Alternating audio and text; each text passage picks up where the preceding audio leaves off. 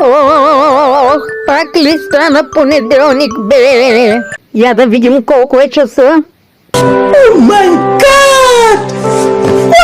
Ох, добре, имам още малко време. A few moments later.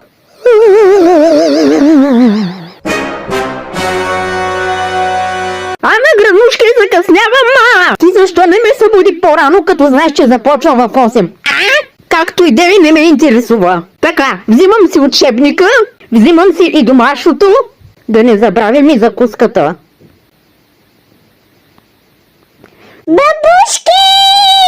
Как си посмяла да ми изядеш закуската?